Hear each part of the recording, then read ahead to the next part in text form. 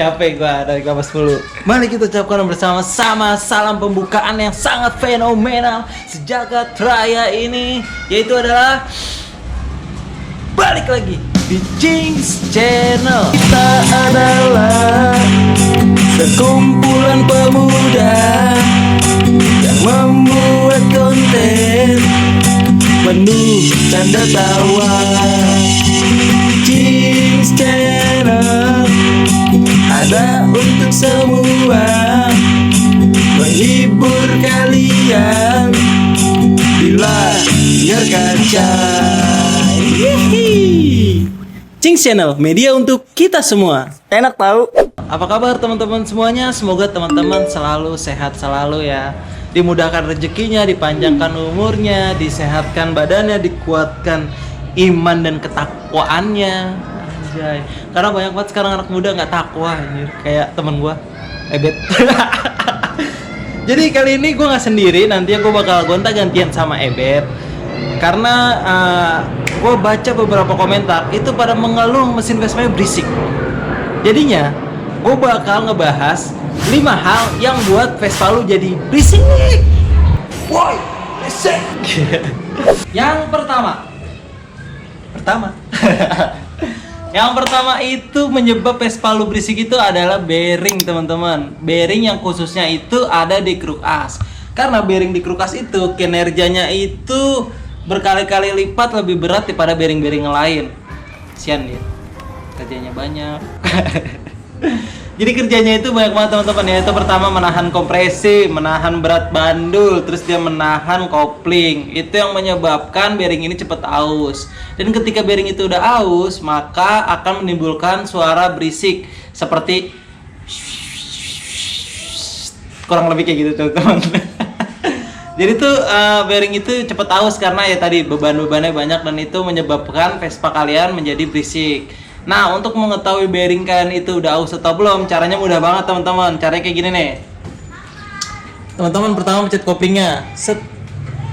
Ketika teman-teman pencet kopling, teman-teman rasain jari teman-teman di sini. Kalian mainin koplingnya pencet enggak gitu ya. Pencet enggak gitu ya. Nah, ketika teman-teman pencet enggak, nah ini tuh akan kerasa kayak ring dorong gitu, maju mundur gitu teman-teman. Nah, kalau udah seperti itu udah dipastikan banget bearing pada kruk asli itu udah rusak. Dan itu juga menyebabkan menjadi berisik teman-teman. Nah, abis itu apalagi ya penyebab Vespa menjadi berisik? Kita panggil Ebet aja kali ya. Ebet! Hah? Atau lagi? Yang ini yang lu bilang gantinya kapan? Oh iya teman-teman. Sebelum gue panggil Ebet, gue lupa. Nah, untuk gantinya itu kalau lu ngerasa udah kayak gitu, gantinya tuh kurang lebih setahun lah. Nggak apa-apa lama, cuman asal lu oli sampingnya banyak. Nah, cuman kalau udah goyang-goyang gitu jangan dipaksa ngebut-ngebutan, nanti takutnya rumahan kelahar di rengkes lu nanti kemakan. Kan gak enak makan rengkes. Asal lu makan rengkes.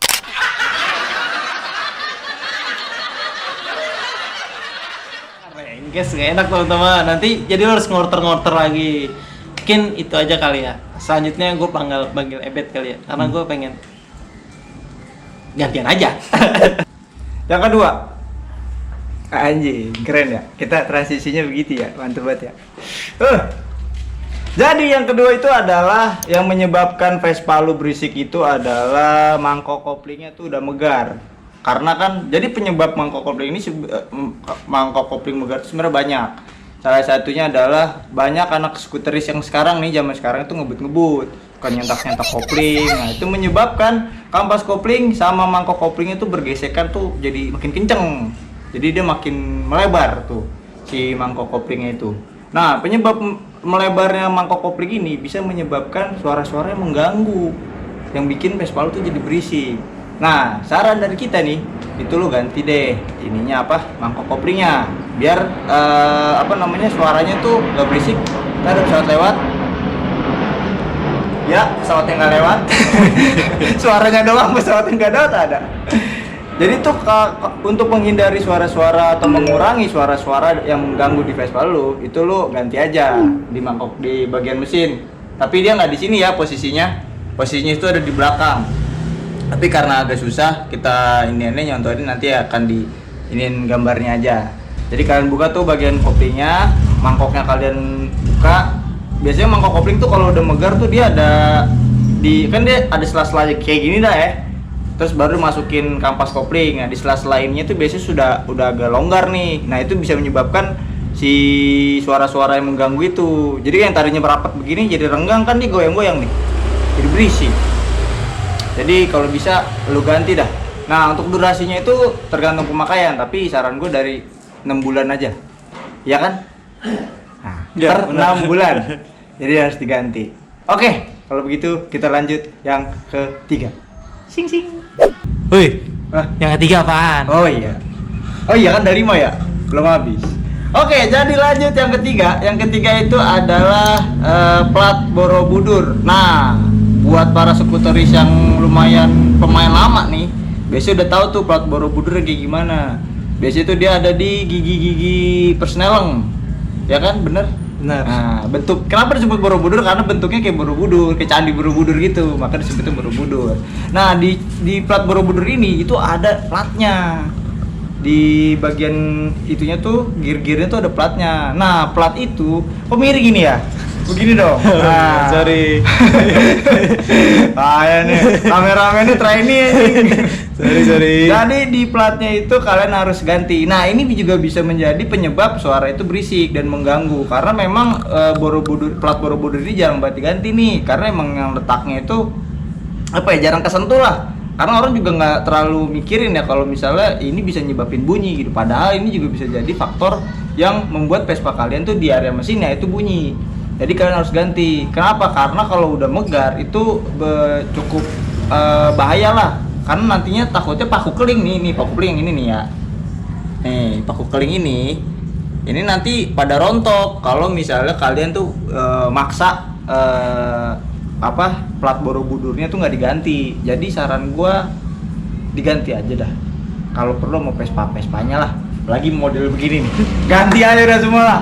Jadi kalau misalnya udah mulai bunyi, coba dicek aja sih. Walaupun sebenarnya plat Borobudur ini bukan faktor utama ya. Tapi kalau misalnya kalian udah sering banget ganti semuanya, kayak tadi bearing, udah ganti apa sih yang kedua?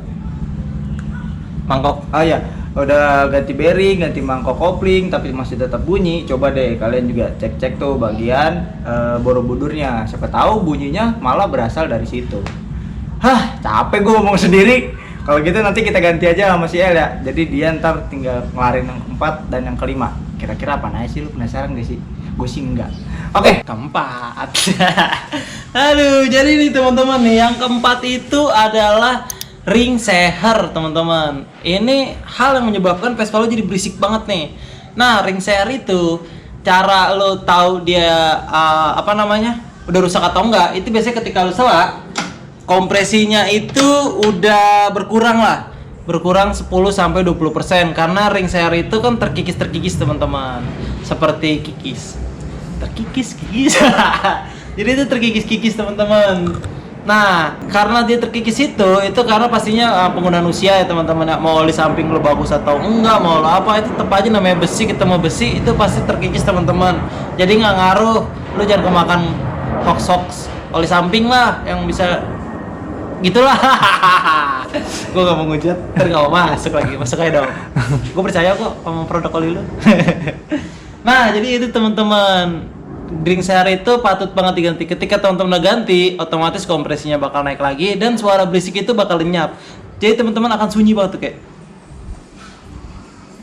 gitu, nggak ada suaranya kan? Iya kayak gitu, bener sunyi gitu teman-teman. Jadi lanjut aja kali, kita bakal bahas yang kelima. Yang kelima ada apa aja sih? Kelima, yang terakhir. Karena terakhir gue bakal panggil Eben. Lama udah. lama udah begini tuh. Udah kan gimmick. Aduh. Oke, jadi tadi kan udah dibahas tuh yang pertama sama L, kedua ketiga sama gua, yang keempat sama si L tuh. Penyebab apa?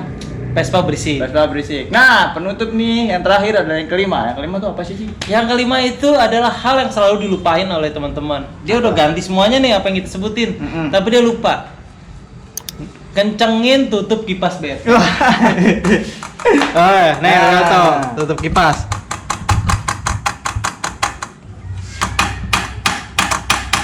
Nah, itu dia teman-teman. Benar. Kenapa ini kita taruh terakhir padahal ini yang paling simpel?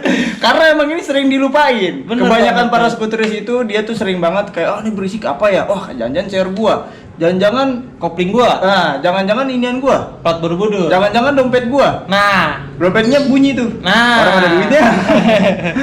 Jadi itu kenapa kita taruh terakhir karena ini sering banget dilupain. Jadi kalau misalnya teman-teman berisik, coba deh. Ya, hal yang pertama kali dicek harusnya gitu. Ya. Tutup kipas dulu. Bener. Karena biar nggak lupa. Karena biasanya kan kalau misalnya kita naik Vespa nih, karena kita sempet ngebucing. ya, Nah, lu tau sendiri motor Vespa biar kata sebagus apa juga namanya motor tua, bautnya sering kendor. nah karena dia juga getar juga, Be. Nah, ada getaran tuh karena mesinnya kan dia nggak smooth banget lah, walaupun seadem-ademnya tetap ada getaran.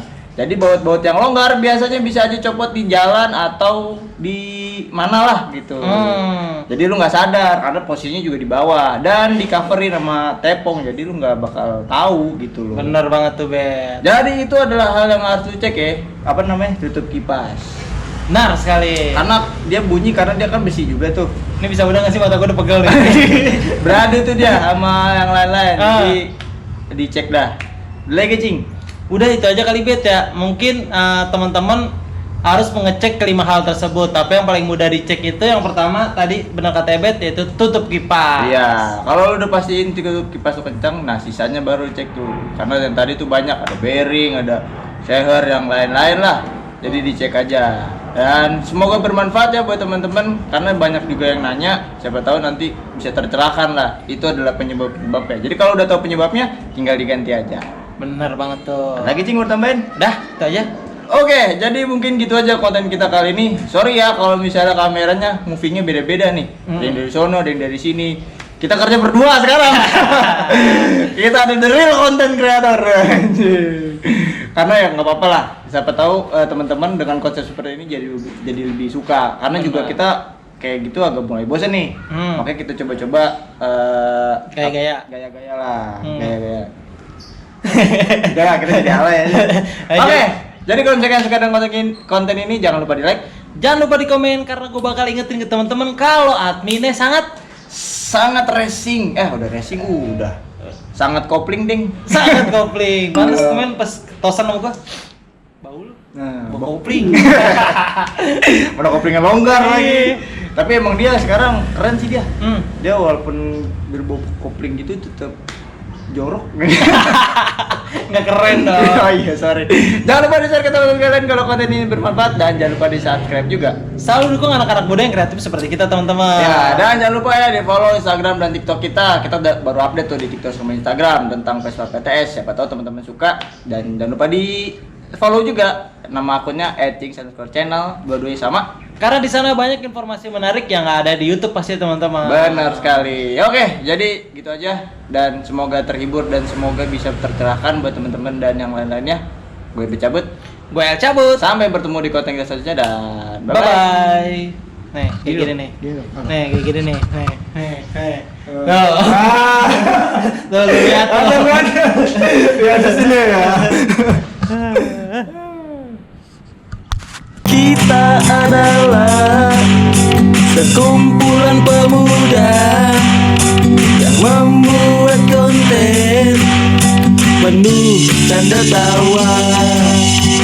Kings Channel ada untuk semua, menghibur kalian bila biar kacau. Cings Channel, media untuk kita semua. Enak tahu.